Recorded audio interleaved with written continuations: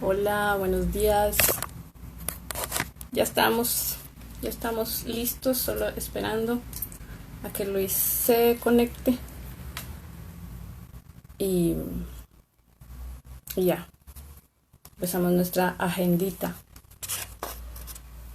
Gracias por estar tan temprano, tan puntuales, qué barbaridad. Em, pues aquí tenemos una cosa que se llama hora chapina, que es un poco unos minutos después de la hora. Pero qué puntualidad, gracias, muchas gracias. Pues la idea que hemos tenido de empezar esta serie de como charlas es revisar, aportar, como que reflexionar sobre pues lo que estamos viviendo, que es una situación que ha puesto eh, como en aprietos a muchas instituciones, no solo las instituciones de salud, sino que también a las instituciones, en nuestro caso, y que nosotros trabajamos con educación, pues a las instituciones educativas también.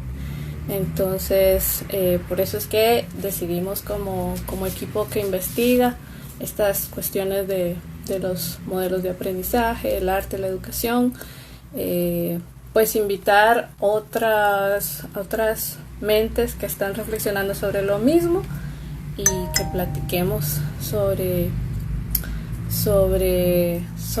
esto y sobre qué se nos ocurre, cómo lo ven otros, cómo lo vemos nosotros y bueno, ir aprovechando también el impulso que esto da, porque al final es es como un envión, es como un empujón, porque se ha visibilizado tanto la precariedad, la disfuncionalidad de instituciones bien fuertes, que entonces es un impulso para cuestionar y para reformular.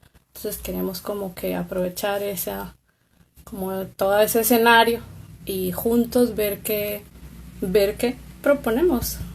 Entonces a eso venimos. Vamos a ver qué le está pasando a nuestro querido Luis. Sí, si no logro responderle estando en vivo, voy a tener que cortar un ratito para ir a responderle porque algo me escribió. A ver,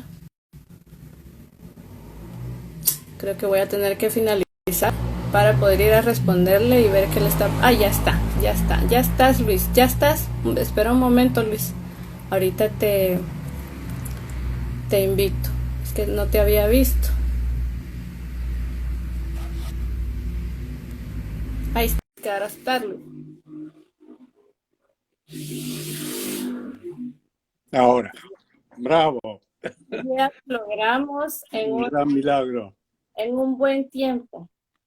Entonces les estaba contando por qué estábamos aquí, a quienes ya se conectaron, y ya que estás tú también, y ya estamos, entonces voy a contarles un poco qué es el CAP, qué es este marco y qué es esta plataforma por la que estamos ahora aquí sentados. Pues CAP es como una abreviatura de 3 palabras que describen lo que hacemos como equipo. Estas palabras son creatorio artístico pedagógico, creatorio porque es un espacio como de un laboratorio, pero más que también no puede ser solo un laboratorio científico, sino que también crea objetos y situaciones. Entonces es creatorio artístico pedagógico y nos llamamos una comunidad porque no solo somos los 4 que conformamos el colectivo, sino que tenemos también mucho apoyo de artistas e instituciones aquí en Guatemala que nos ayudan a sostener esta propuesta de investigación y que es principalmente nuestro enfoque es educativo. Entonces estamos implicados educadores, padres, chicos, los estudiantes, los niños.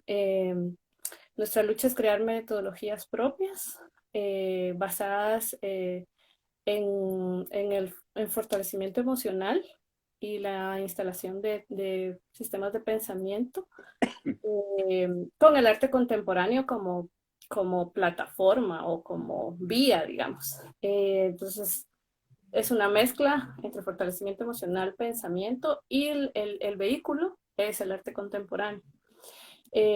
Tratamos de situarnos mucho en las necesidades y situaciones locales. Nosotros estamos en Guatemala y pues ustedes saben o conocen un poco de lo que es Centroamérica y situarse aquí y específicamente en lo que le han dado por llamar el Triángulo Norte, que es un espacio que tiene como unas características singulares, o al menos eso nos han dicho las noticias. Entonces, bueno, eso.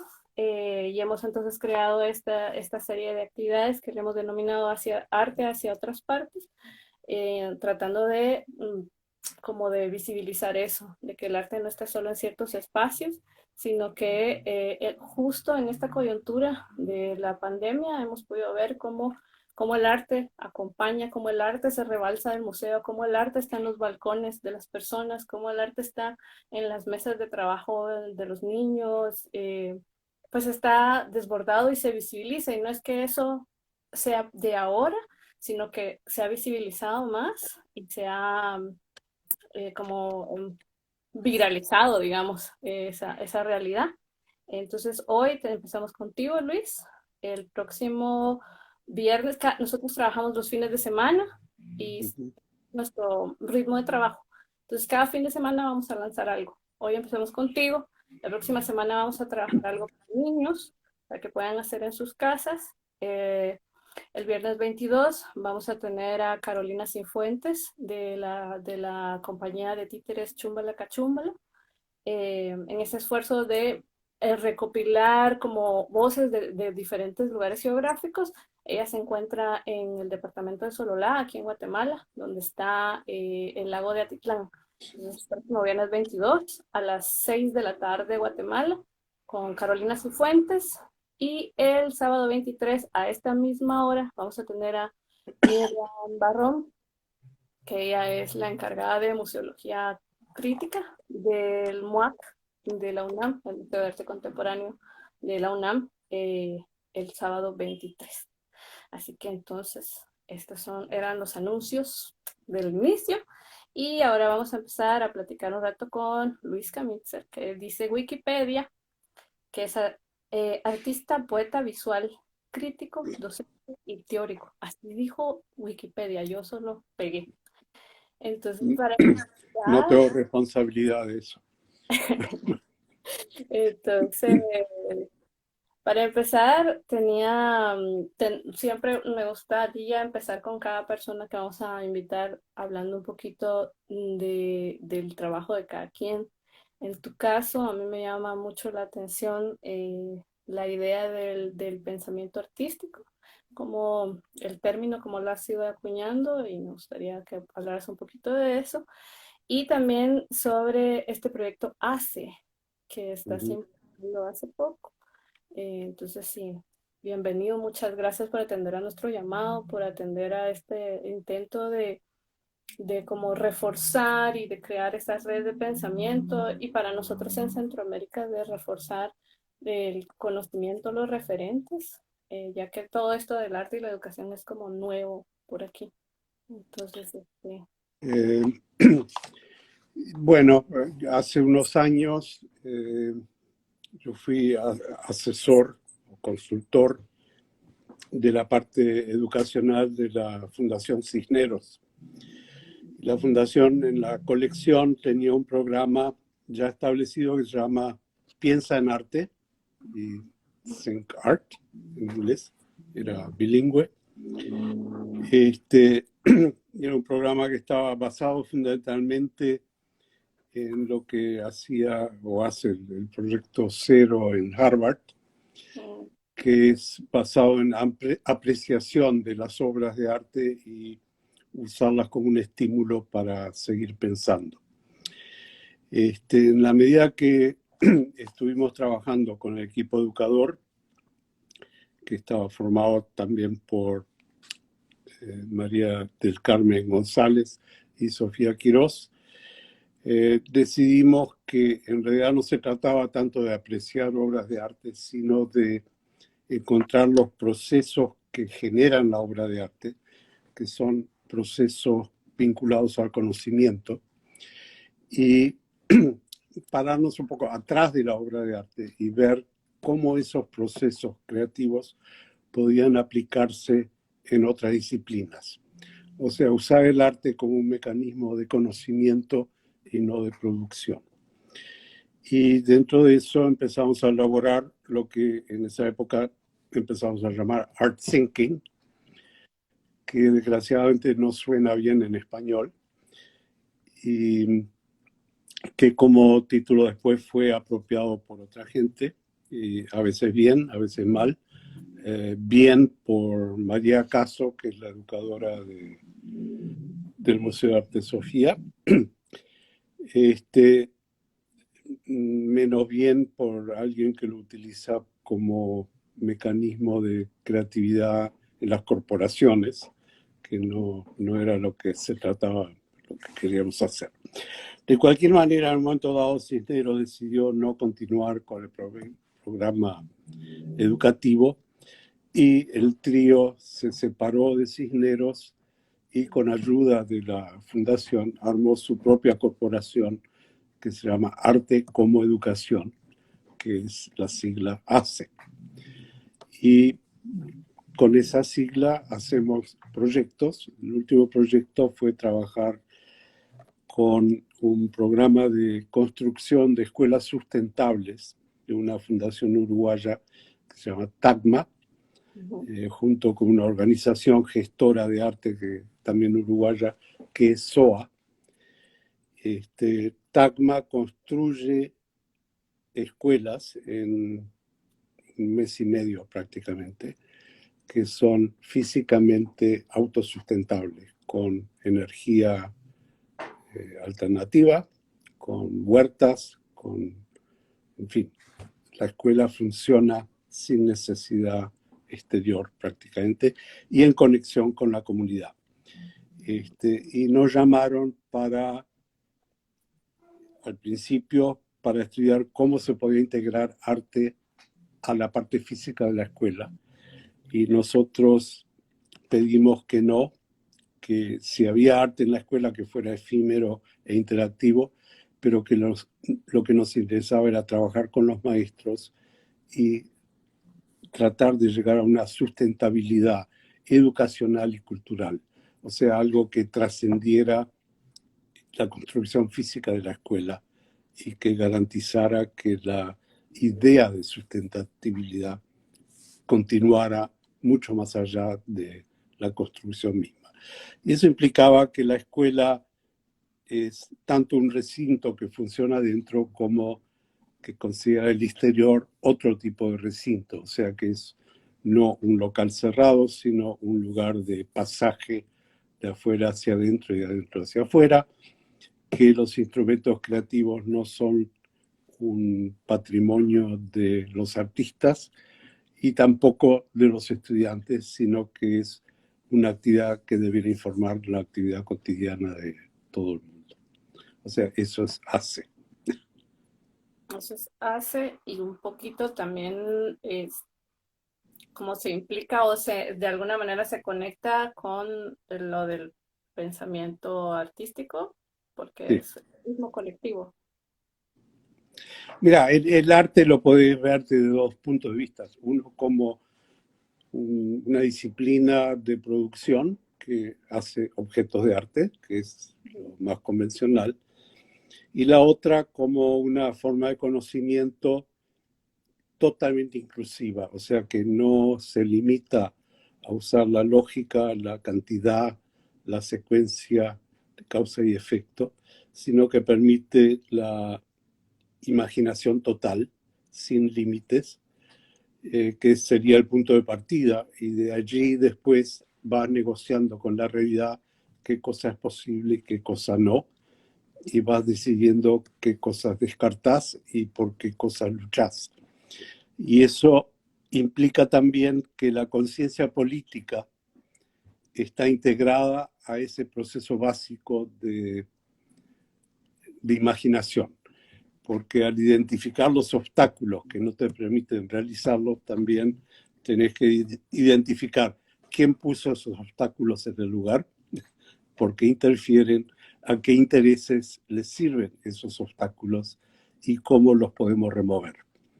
Entonces, eso ya es una actividad política, no una ideología pegada a posteriori, sino que es parte integral del proceso de adquisición de conocimiento.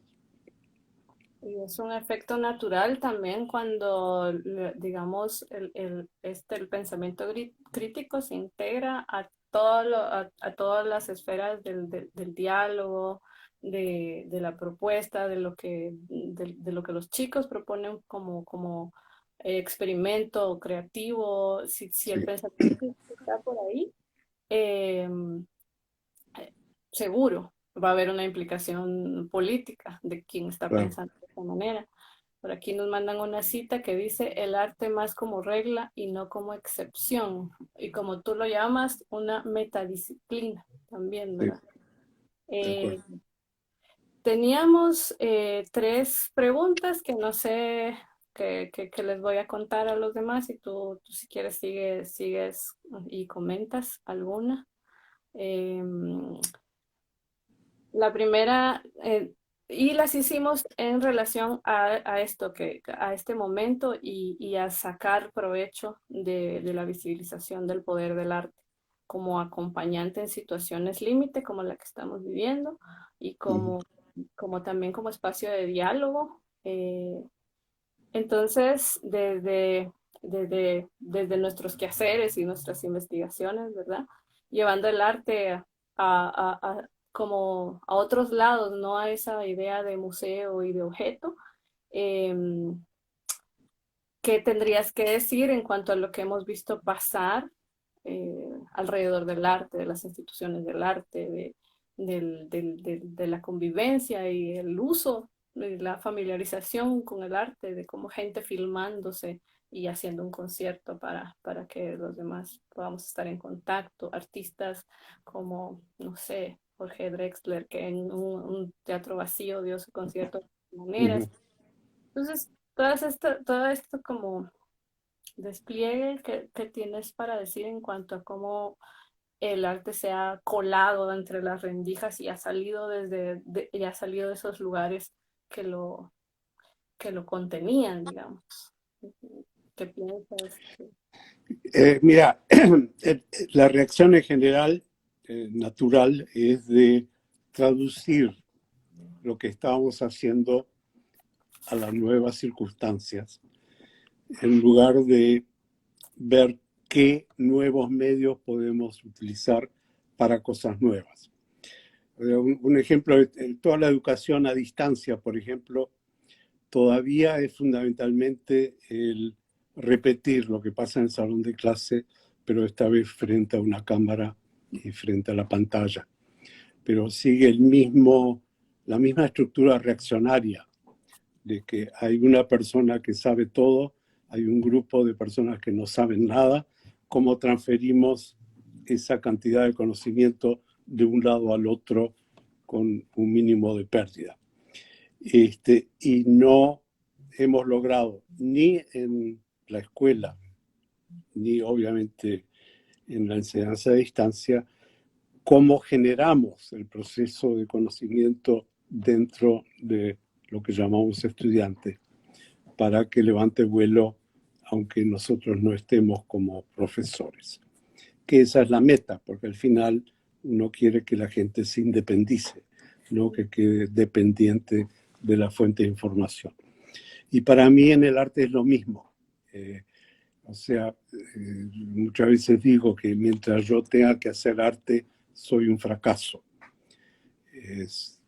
El triunfo mío como artista va a ser el día que no sea necesario como productor de arte, sino que la gente produzca su propia expresión al mejor nivel posible. Y eso es lo que a mí me lleva a estar más interesado en la parte de educación que en la parte de producción como artista. Pero ahora con el virus yo no sé, yo ya desde un par de años me interesa mucho el proceso de los memes, que es un proceso colectivo, creativo, interactivo, que no ha producido grandes cosas todavía, salvo la sonrisa del momento, pero que como dinámica me parece que potencialmente es súper interesante. Hay cosas muy interesantes, por ejemplo, la compañía de ballet francesa hizo un ballet colectivo totalmente coherente con los bailarines trabajando desde la casa. Una empresa que parece imposible, pero que funcionó, hizo una obra muy linda, que después fue repetida o fue paralela, no sé, con música, de tener orquestas sinfónicas, cada uno tocando su instrumento en su casa y armado, ¿no? Ahora, ese es un logro interesante, pero es un logro cerrado. O sea, no veo que el futuro esté lleno de collage, de actividades colectivas hechas de la casa, o sea, sería súper aburrido. Pero como logro puntual, me parece interesante también lo de Drexler. Pero son comentarios de traducción. ¿Cómo traducís un espectáculo que está enfocado en un espacio lleno de gente a que funcione en la casa? No hay un cambio creativo realmente, hay un cambio formal creativo, pero no un cambio de proceso de creación. Y en eso hay que trabajar. Yo no tengo una solución, soy muy viejo para estar, como has notado, en enseñarme el uso de Instagram en esto. Soy un poco denso para estas cosas y no la persona más indicada para sugerir nuevas soluciones técnicas. Pero ese es el desafío para mí. Cómo reconocemos, o sea, conocemos, dadas las circunstancias. Y justo en estos días estaba pensando, a raíz como producto de esto, o sea, el virus me enseñó de que estamos muy atados a la experiencia, o sea, a tratar de salir para afuera a recibir algo. Y nunca hablamos, o sea, la palabra no existe, de imperiencia, o sea, de invertir el proceso y ver cómo continuamente generamos algo desde adentro y maduramos. O sea, la experiencia en realidad es un acto de consumo. La imperiencia es un acto de creación. Y desde ahí también nuestro interés de lo que te decía, de darle atención, cuidado y seguimiento a los procesos emocionales que de alguna manera conforman esto de la imperiencia, ¿verdad? Sí. De estar contigo, de saber cómo que hacer lecturas de lo que te pasa, eh, de dónde estás dentro tuyo para poder traducir y proponer o de poder como exteriorizar y manejar esto que viene de dentro, ¿verdad? En ese sentido, en nuestra práctica, hemos visto que el arte es un vehículo poderoso para esta exploración y entonces también tenemos mucho interés en de alguna manera hablar o proyectarnos hacia quienes son educadores, no solo en las estructuras escolares, sino también tíos que les interesa, papás, todos quienes están ahí en un proceso de acompañamiento con niños, con jóvenes.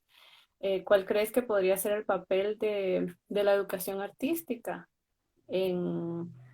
ahora que estamos como replanteando nuevos modelos? Porque hay tal debate, tal eh, atención en el sistema educativo, en cómo las escuelas han funcionado y cómo podrían también funcionar, y los maestros, directores y todos ahí como que haciendo contorsiones para tratar de adaptarse. Entonces, este puede ser un buen momento para que para hablar del arte como componente dentro de la educación, del sistema educativo, y cuál podría ser ese papel.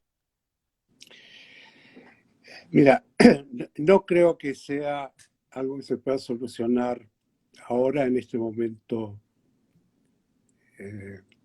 casi anecdótico, si querés. Ni siquiera algo que se puede solucionar dentro de una generación. Pero hay cantidad de conceptos que yo creo que hay que revisar. Para mí un concepto que hay que revisar es la ignorancia. O sea, la ignorancia es considerada algo negativo, es una carencia, implica que estamos basados en el conocimiento, que el conocimiento es una serie concreta de cosas tangibles que hay que transferir para llenar el hueco de la ignorancia.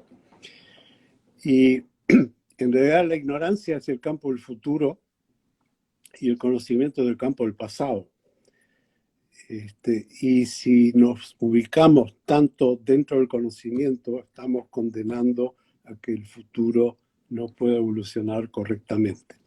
Entonces, para mí, la ignorancia es un campo de exploración de, en cierto modo, libertad absoluta. No te hablo de la ignorancia estúpida, ¿no? Te hablo de la ignorancia que lleva, Bueno acotar. a la investigación. Hay una ignorancia de la certidumbre que es dogmática y que no sirve.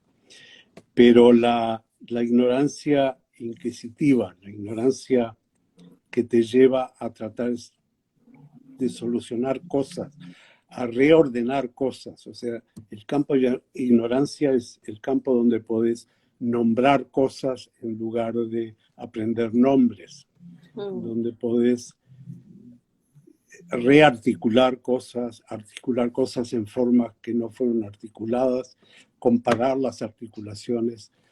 Y no se trata de ampliar el territorio de esa islita que llamamos conocimiento, sino se trata de utilizar la libertad que nos da el campo de ignorancia, que en la medida que lo conquistamos para agrandar la isla del conocimiento, lo único que significa es que tenemos más ignorancia que explorar.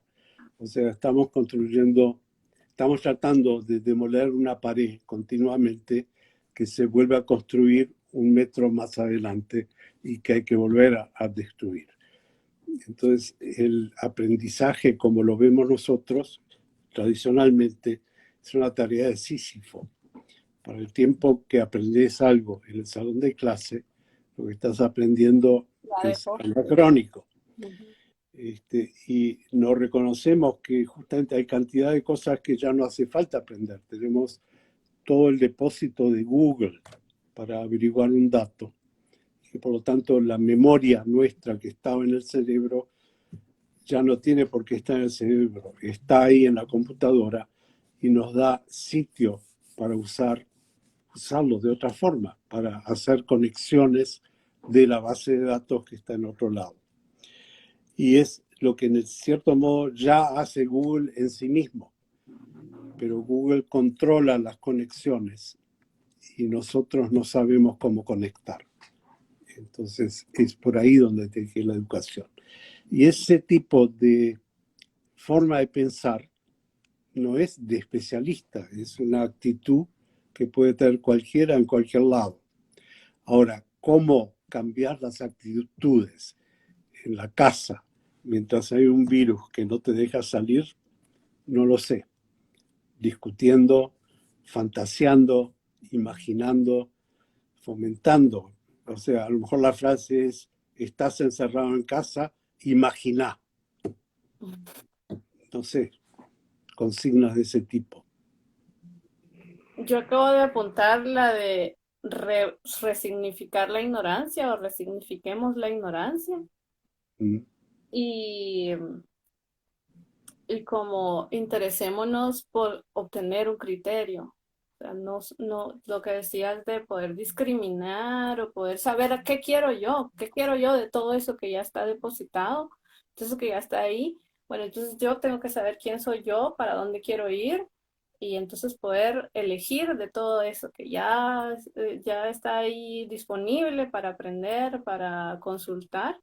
Y, bueno, entonces busquemos un criterio, o sea, para dónde queremos Y ir. también tener claridad sobre la meta que estamos buscando, ¿no? Por ejemplo, la división de arte o la asunción de que arte es la producción de objetos de arte y definir el arte como un cuadro o una escultura y no como un proceso dinámico de adquisición y expansión de conocimiento. Se refleja en la educación también. La educación en realidad es, por un lado, un entrenamiento para ver cómo te podés meter en el mercado laboral, y es la profesionalización, la de hacerte competente, la de saber cómo hacer las cosas, y todo eso que es entrenamiento lo llamamos educación. Y la educación real en realidad es la de madurar a la gente, liberarla creativamente para que con una conciencia crítica y creativa pueda contribuir a la sociedad. Paradójicamente, esa persona así educada en el sentido real va a ser mucho más útil en el mercado laboral que la otra persona que solamente fue entrenada. Y eso Exactamente. significa que cuando aprendes una profesión, cuando te entrenan como médico, como abogado o como técnico metalúrgico o lo que sea, te tendrían que enseñar no cómo te mantenés y mejorás dentro de ese túnel disciplinario, sino también cuáles son las salidas posibles de ese túnel para entrar en otro túnel. O sea, todas las profesiones que estamos aprendiendo hoy, seguramente dentro de 10 años van a ser totalmente distintas. Incluso las grandes, la medicina, la abogacía, la que da más dinero, en algún momento ya se están convirtiendo en interdisciplinarias, no solo en especializaciones, sino también en combinaciones de disciplinas. Por lo tanto, que ya están tratando de conectarse fuera de lo que era la disciplina estricta para ampliarse. Pero el acento sobre las salidas y las conexiones, las puertas que se abren y cierran entre las disciplinas, no es algo que sea tema dentro del proceso de estudios. El proceso de estudios, si ya no es química, sino que es bioquímica, trata de definir bioquímica como un nuevo túnel. O sea, no te promociona la posibilidad de hacer bioquímica astronómica, ponele. O sea, hay que esperar que Educación. desde la astronomía te obliguen a ampliarlo para abrirlo. Entonces, una lucha continua en lugar de un campo fértil que te permite florecer en todas las direcciones. Entonces, la posible, entonces, como propuesta para la pregunta que te había hecho era como reposicionar la ignorancia, como la obtención de ciertas claridades dentro de tuyo y esto último de la interdisciplinariedad, de la posibilidad de tejer Transdisciplinariedad. con distintas hebras, no solo por una. Y también dentro de lo que hablabas, en algún momento mencionaste como la implicación social del arte, no solo como la producción de objetos, sino una implicación más social. Eso está relacionado con una de las preguntas que te formulábamos desde que te invitamos sobre cuál podría ser entonces, cuál podríamos imaginar, cuál podríamos pensar que sería una responsabilidad de los artistas o de los que se dedican a investigar en esta metadisciplina, ¿verdad? ¿Cuál podría ser algunas de las responsabilidades del artista del que se dedica a ese lenguaje con la sociedad. Bueno, mira, una de las víctimas de todo esto va a ser el mercado artístico. O sea, ya, Lo cual está bueno, ¿eh? lo cual está bien, como por revisar, es como el sistema educativo, como el sistema de salud, como... No, no, yo no es una queja. Pero, por ejemplo, Frieze, que es una gran feria de arte y que está teniendo lugar en este momento o hace unos días, es virtual por primera vez.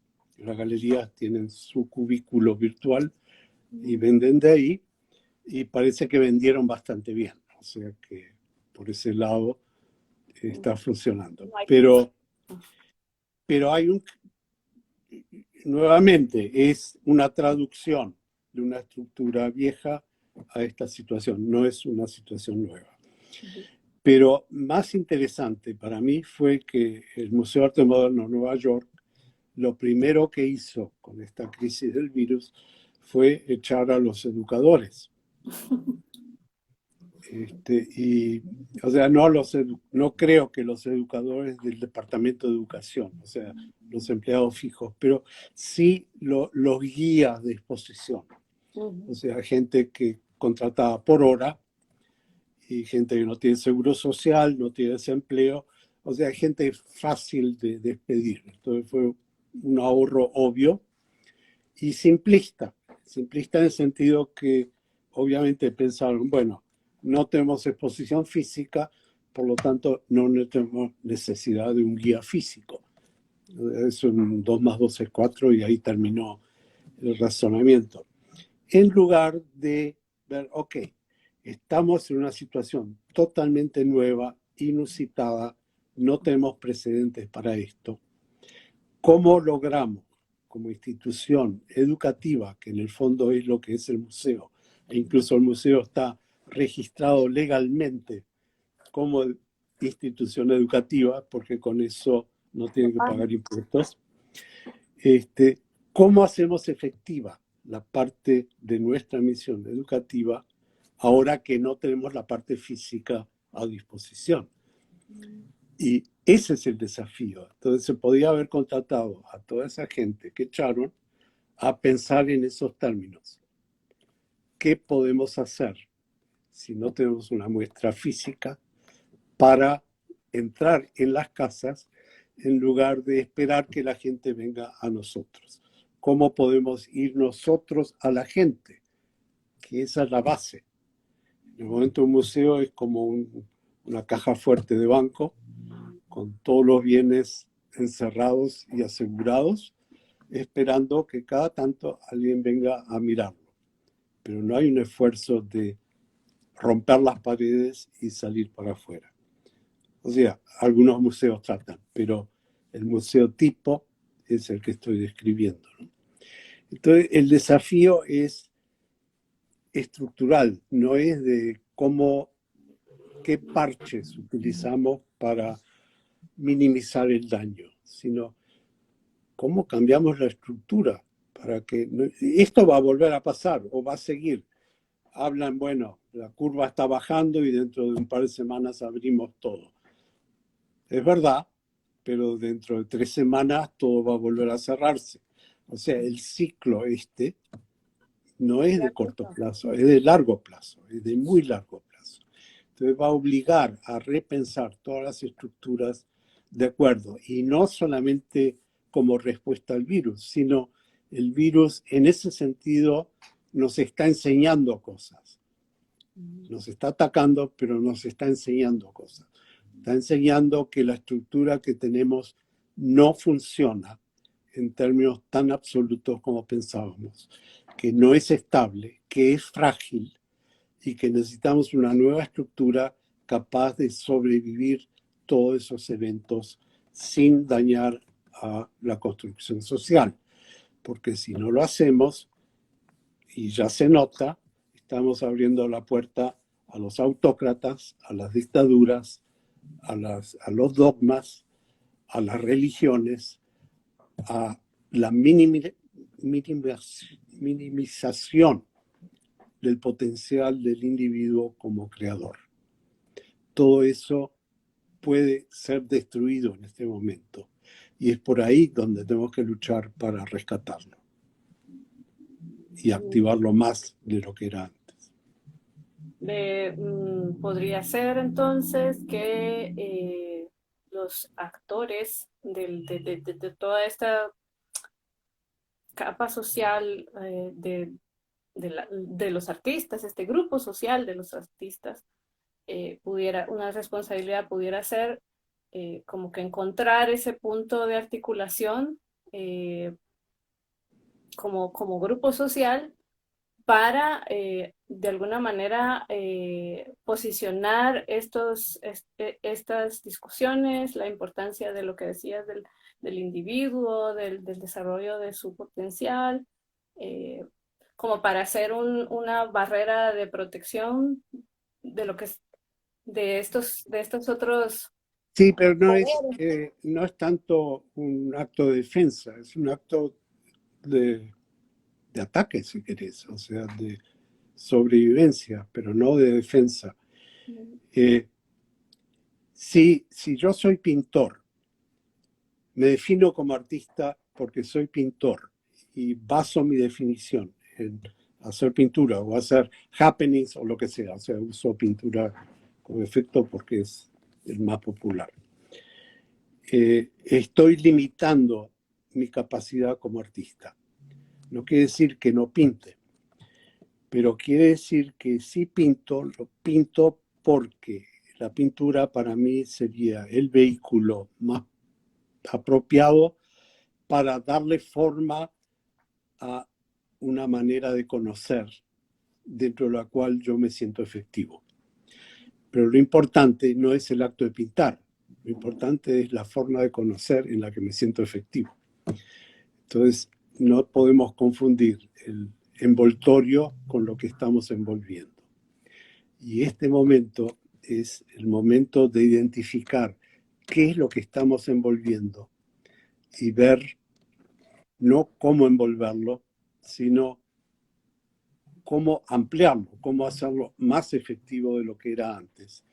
En lugar de decir, no tengo galería porque la galería está cerrada, no tiene sentido que pinte, voy a dedicarme a otra cosa.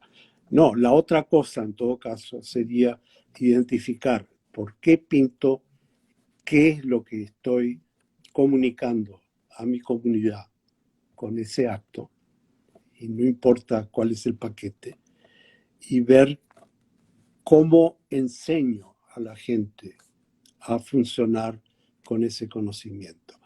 Y en ese sentido, primero, yo nunca vi mucha diferencia entre hacer arte y educar. Para mí es la misma actividad en distintos medios.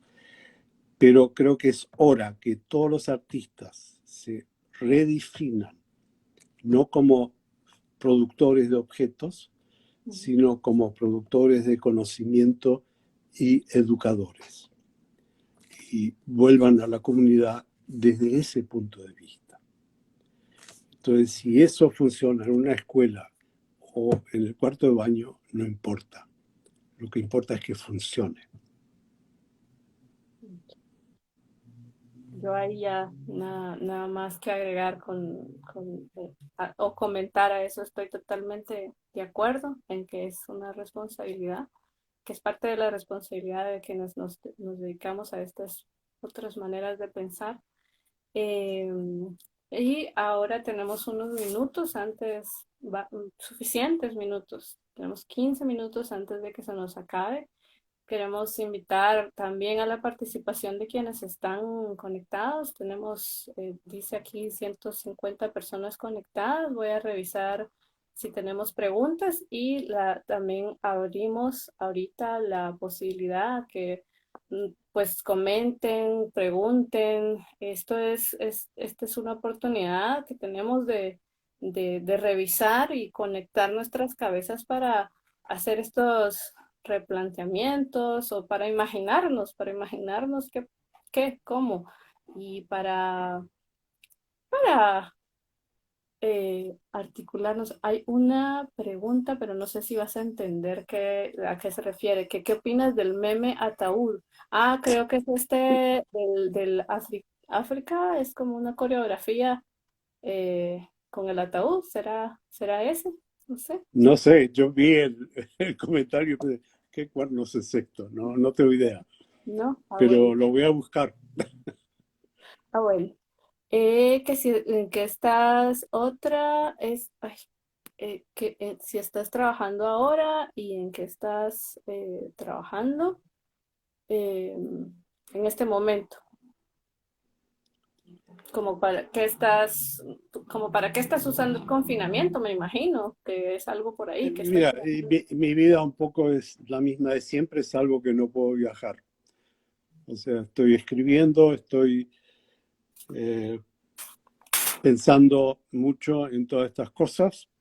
En este momento estoy escribiendo un ensayo para una revista chilena y que es para la cual se me ocurrió la oposición de experiencia con imperiencia, que alguien está preguntando por ahí.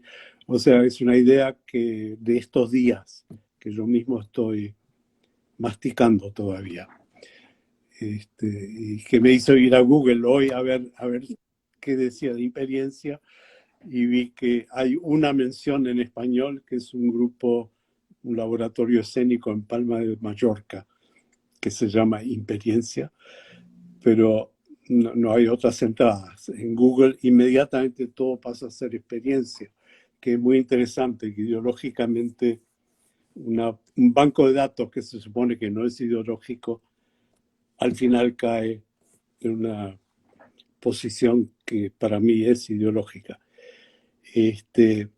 Estoy con mi hijo escribiendo un libro que nunca va a terminar, empezó siendo sobre art thinking y como después ya aparecieron libros con ese título, ahora lo llamamos socialismo de la creatividad, wow, qué chévere. modestamente, pero que es algo que estamos reescribiendo y reescribiendo y nunca va a terminar. Estoy haciendo un par de libros para niños. Mm. Uno va a salir ahora, creo que en un par de meses, está en producción. Eh, un libro para niños conceptualista.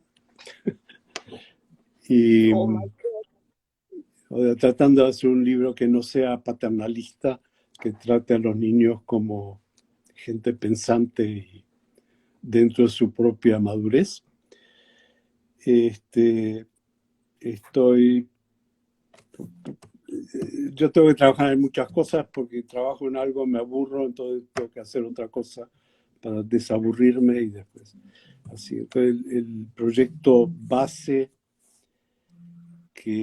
al que vuelvo y salgo es un proyecto infinito que es como tejer el tejido de Penélope, que sé que no va a terminar y estoy utilizando el diccionario de Webster, un diccionario inglés que tiene como 2.500 páginas, agarrando cada palabra y buscando en los mapas de Google dónde se ubica geográficamente. Entonces, poniendo esa imagen de Google como ilustración de la palabra, o sea, moviendo todas las otras palabras de acuerdo. Y voy por la mitad de la A, unas 95 páginas. O sea, se me duplica con eso. O sea, todo el proyecto tendrá como 6.000 páginas al final. O sea, nunca voy a llegar, pero no importa. Pero me permite también viajar, porque aunque cada vez vuelvo a partir desde casa, o sea, la ubicación más cercana a mi casa es la que utilizo. Pero hay palabras que terminan en Indonesia o en la India o en la China que no aparecen cerca. Entonces son situaciones que también me hacen viajar. Es una forma de quebrar el encierro. Y es una mezcla de órdenes que normalmente uno no mezclaría, que es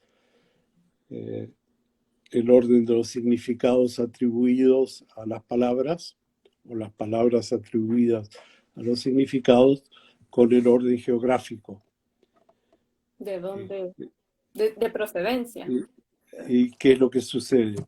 Y entonces no hay una estética predeterminada, sino que va sucediendo. Son páginas bonitas, de hecho, a pesar mío. Y lo que es interesante es que la mayoría de las ubicaciones de los nombres terminan siendo comercios. O sea que el mapa diccionario que está surgiendo de todo esto es una especie de retrato del neoliberalismo global. Lo cual Así, también se relaciona con otros trabajos tuyos anteriores de retratar como este momento global, internacional, esta como unidad que vivimos ahora en el mundo. Hay más preguntas. Hay una que dice cómo se logra y cómo se logra y cómo logran estas escuelas sustentables, su sustentabilidad.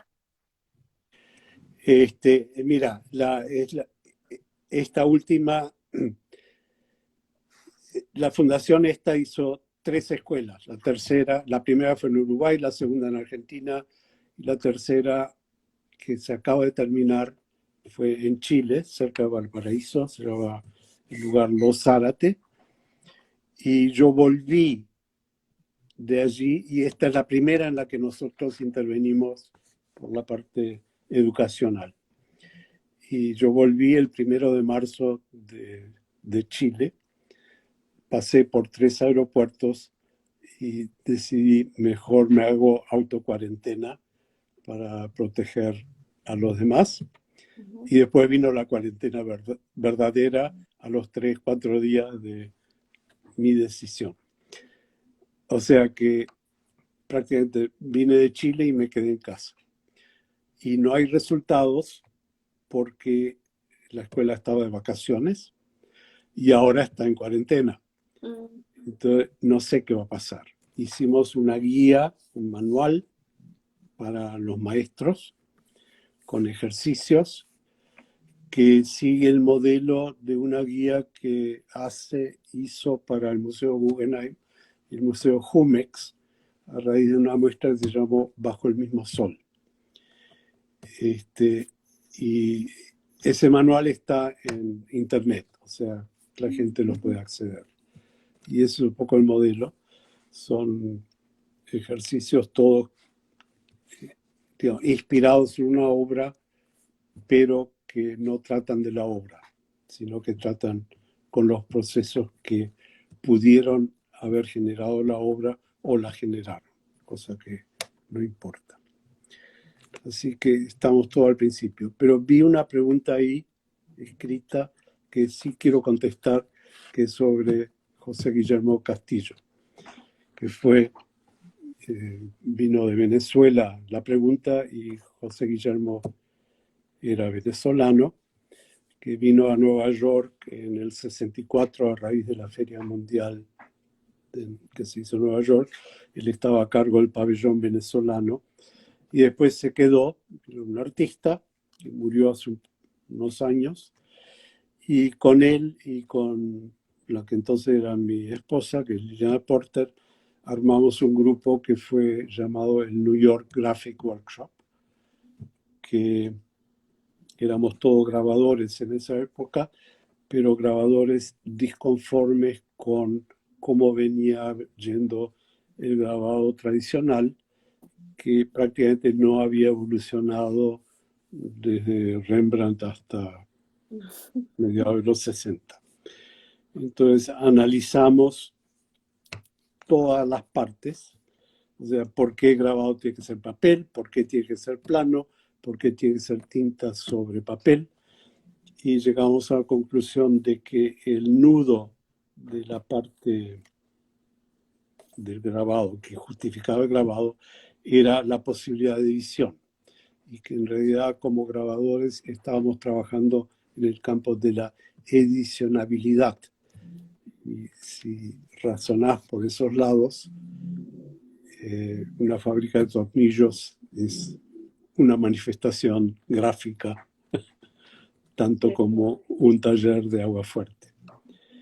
Y bueno, trabajamos juntos varios años y él después se hizo galerista y quedó en Venezuela y perdió el contacto y al final, desgraciadamente, falleció, pero era un tipo de muchísimo talento, de una percepción de lo que estaba sucediendo en arte mucho más aguda que la mía o la de Lea Porter. Y fue fundamental dentro del grupo dentro de las críticas comunales que teníamos y la visión que él tenía. Y no hizo mucha obra, pero es obra que para mí tiene importancia. Ok, ahí vamos una y a ver qué tanto tiempo nos da para seguir. Faltan como 5 minutos o tal vez no, tal vez deberíamos ir cerrando ya porque si no, no me va a dar tiempo para hacer el cierre y agradecerte suficiente No, por atender a nuestro llamado, a este impulso de crear redes de reformular, de reformulación de lo que hemos estado haciendo y de enriquecernos entre todos, aprovechando este momento que tenemos para conectarnos y estamos interesados en conectarnos. También eso, que ha habido como un momento de sensibilización, como que estamos sensibles, eso, estamos sensibles, queremos conectarnos, queremos acercarnos, queremos escuchar. Entonces, gracias por atender a este impulso de juntar las cabezas, sin porque ni me conocías, les cuento, no nos conocíamos, yo solo le escribí por Facebook, así a ver qué pasa, y me respondió, y henos aquí con las 160 personas que están conectadas desde México, Centroamérica, hasta Sur, Colombia, has hablado de alguien de Venezuela. Entonces, estamos creando una red. Agradecer a mi equipo, a quienes siempre están conmigo y me ayudan ahí a ir hilando las ideas, a Plataforma Caníbal en Colombia, que nos ayudó mucho a la convocatoria. Y para los cierres, cada vez que tengamos estos encuentros, pues les vamos a recordar la agendita, que cada sábado, cada viernes y sábado, porque nuestro ritmo de trabajo es de fin de semana en CAP, vamos a tener alguna actividad. Los viernes a las 6 de la tarde, los sábados a las 11 de la mañana, la próxima semana le toca a los niños. Vamos a sacar publicaciones para que ellos puedan tener alguna guía, algún reto de actividad, de pensamiento, de reflexión. El 22 vamos a hablar con la compañía de títeres Chumbala Cachumbala, que está aquí en Guatemala, localizada en el lago de Atitlán. Y el sábado 23 vamos a tener a Miriam Barrón del MUAC en México. También queremos aprovechar para comunicar, sobre todo en nuestro territorio, en nuestro país, que vamos a estar anunciando o estar recopilando iniciativas interesantes que nos ayuden a enfrentar la situación que estamos viviendo. Esta semana la recopilación que se hizo fue sobre bancos de semillas, para poder fomentar la soberanía alimentaria y que podamos, si estamos interesados en empezar nuestros huertos en la casa o en nuestro vecindario, pues sepamos a dónde podemos pedir semillas. El Instituto Mesoamericano de Permacultura de San Lucas Tolimán es uno y se llama IMAP, aparece así en internet. La Escuela Nacional de Producción de Semillas Agroecológicas, CENACRI, en Chichicastenango, en Guatemala, también provee este servicio.